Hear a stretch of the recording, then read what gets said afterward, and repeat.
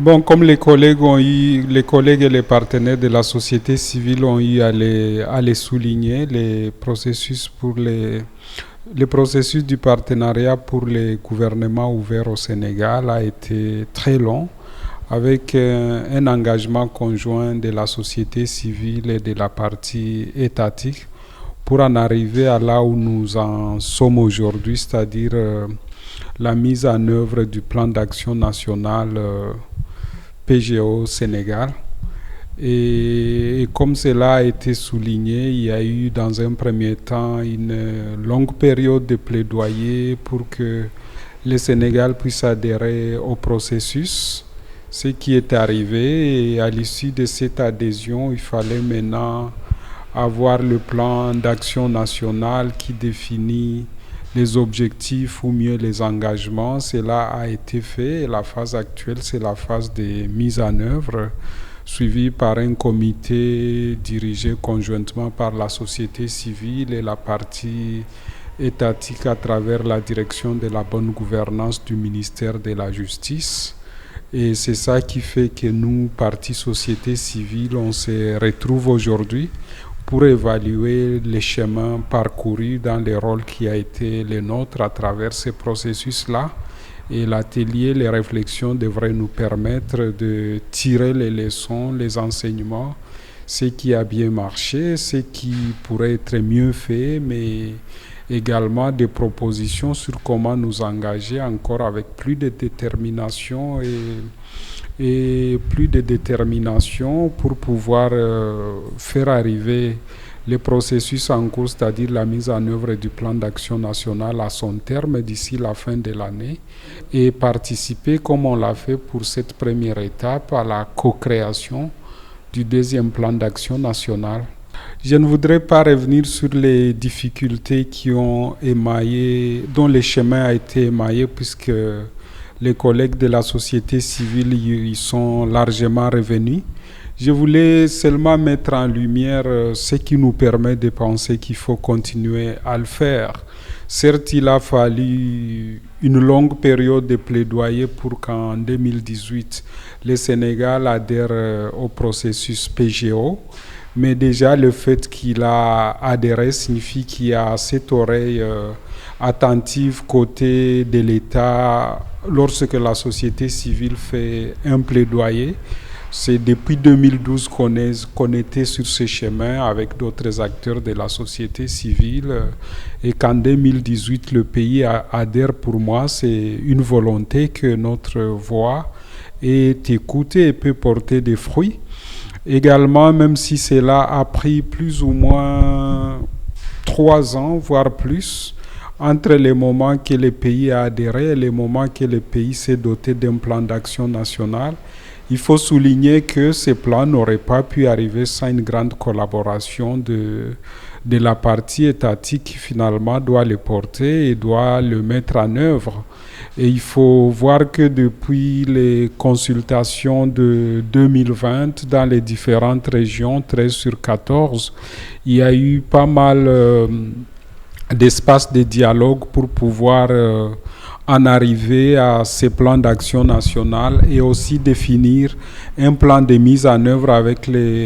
les différents acteurs administratifs qui sont les porteurs des engagements et mettre en place les indicateurs de suivi des performances qui a été fait. Pour moi, constater cet engagement à travers les différentes phases, même si ça prend chaque fois un temps relativement long ou tout simplement long, est un signe que le partenariat société civile, partie étatique peut arriver à des changements lorsque de part et d'autre il y a de la volonté et qu'il y a cette endurance et cette patience qui est nécessaire pour nous côté société civile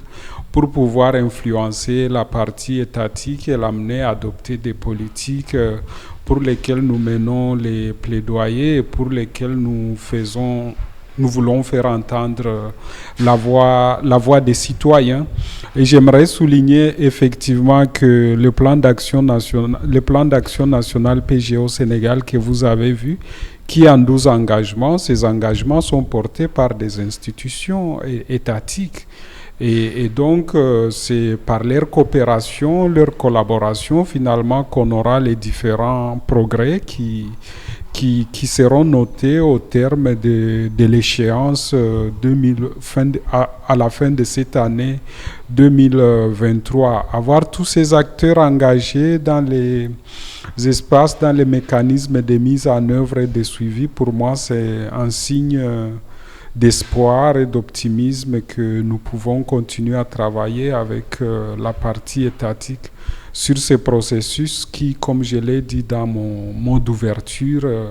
est important au-delà du besoin de la transparence publique, car finalement ça impacte les citoyens en termes de conséquences. L'ouverture permet déjà aux citoyens de prendre part à la mise en œuvre de l'action publique, d'exiger la redevabilité, que ce soit à travers